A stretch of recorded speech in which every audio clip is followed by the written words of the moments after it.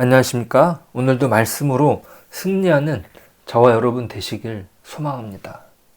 하박국의 시작은 고통 가운데 절규였습니다.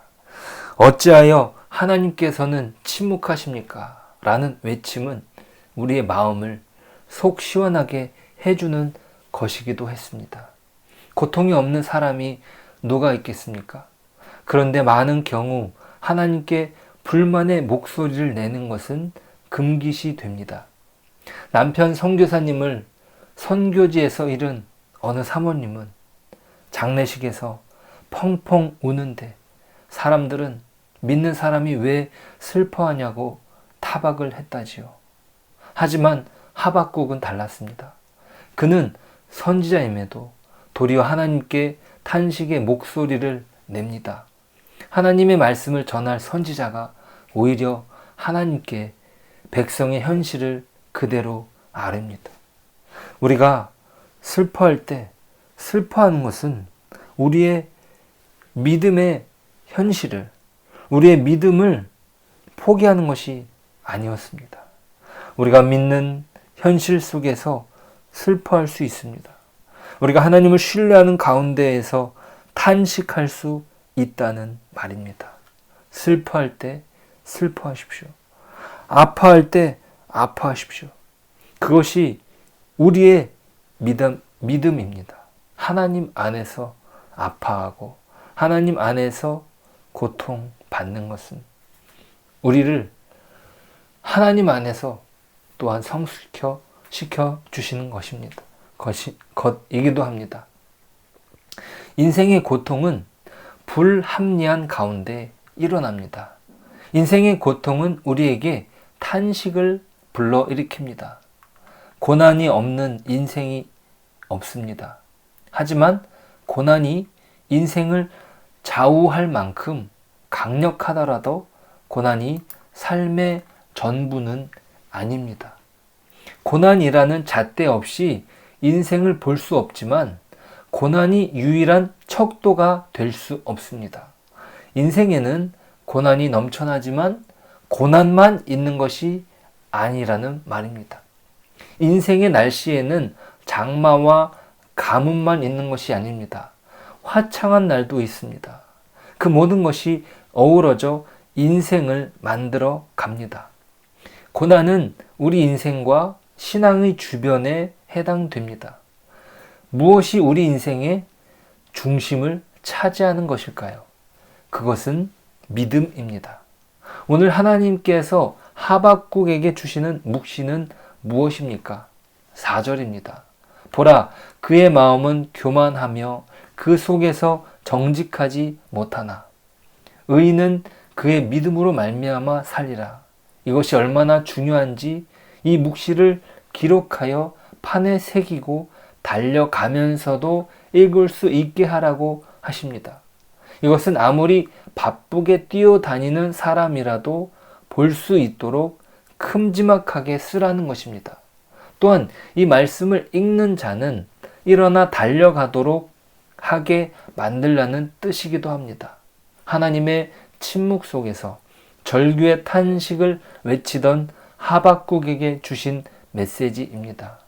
이 말씀의 의미는 무엇일까요? 그것은 고난 너머에 더 중요한 것이 있다는 사실을 알려줍니다. 고난 너머에 믿음이 있다는 사실이죠. 고난은 우리를 힘들게 할 수 있으나 우리의 믿음은 흔들 수 없습니다. 하나님과 인간의 관계는 믿음에 의하여 정의됩니다.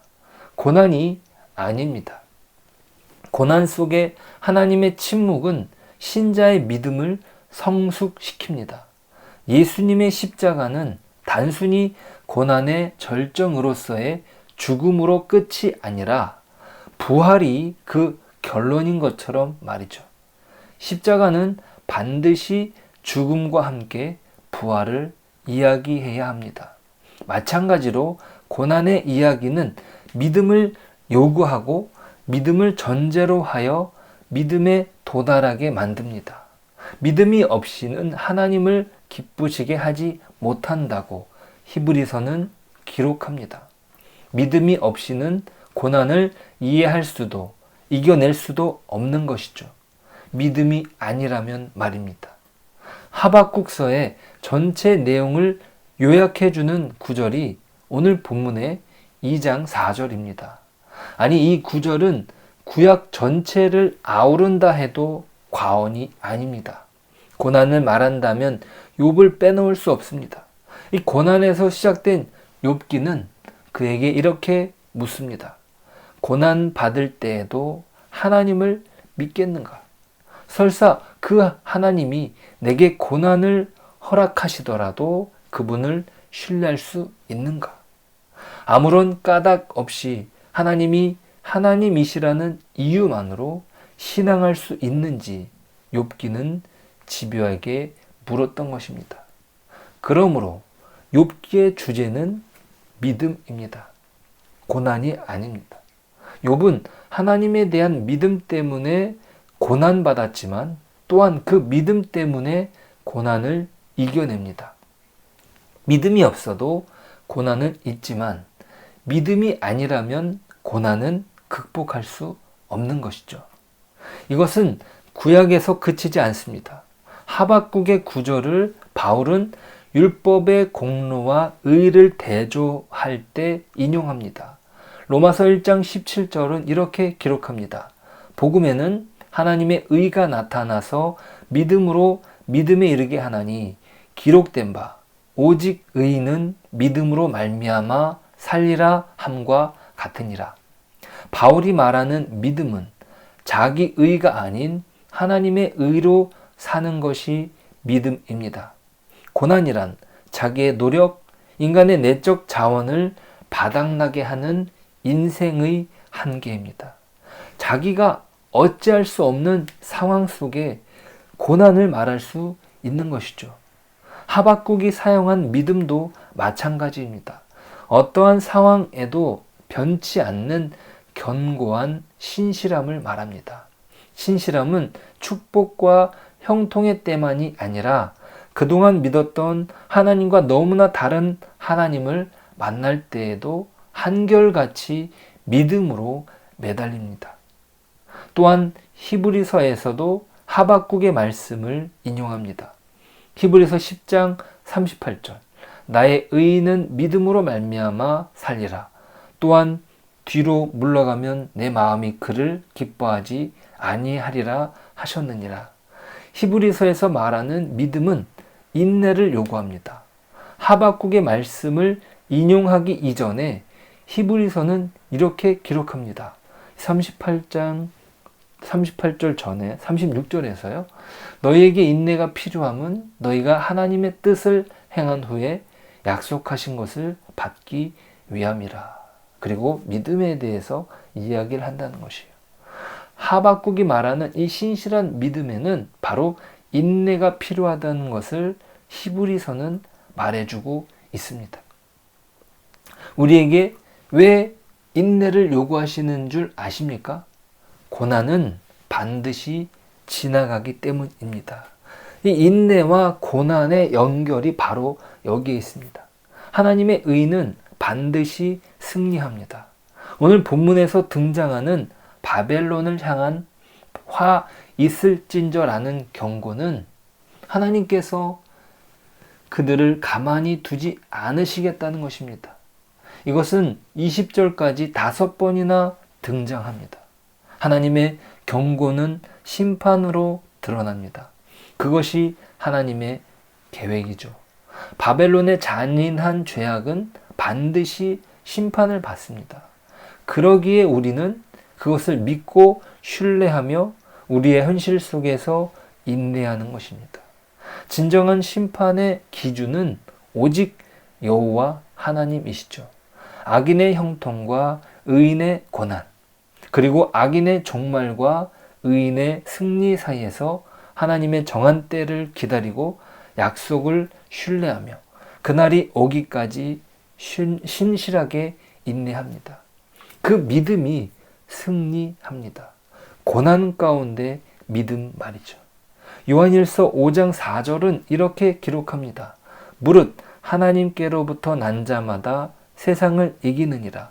세상을 이기는 승리는 이것이니 우리의 믿음이니라. 의인은 믿음으로 고난을 이깁니다. 그것이 오늘 하박국에게 주신 말씀이며 신구약 전체를 아우르는 중요한 메시지입니다. 오늘도 그 승리 안에 거하는 저와 여러분이 되시길 소망합니다. 기도하겠습니다. 하나님, 우리가 때로는 고난을 받습니다. 우리의 인생의 많은 부분을 차지하는 것이 고난이기도 합니다. 그것 때문에 우리가 넘어지고 그것 때문에 하나님께 원망을 할 때가 있습니다. 하지만 그것이 우리 믿음의 중심이 아니라는 사실을 기억하길 원합니다. 의인은 믿음으로 말미암아 살리라 우리에게 이야기하십니다. 고난 가운데 우리의 믿음을 지키고 그 믿음이 우리의 삶의 중심으로 자리를 잡을 수 있도록 하나님 도와주옵소서. 우리가 인내하는 가운데 우리의 믿음을 갖게 하시고 그것이 반드시 하나님께서 승리하신다는 그 놀라운 말씀 앞에 저희들이 서게 하여 주시옵소서. 오늘도 주의 은혜 가운데 오늘도 주님이 주신 말씀 안에 거하며 승리하는 저희들 되게 하여 주옵소서. 예수님의 이름으로 기도드립니다. 아멘.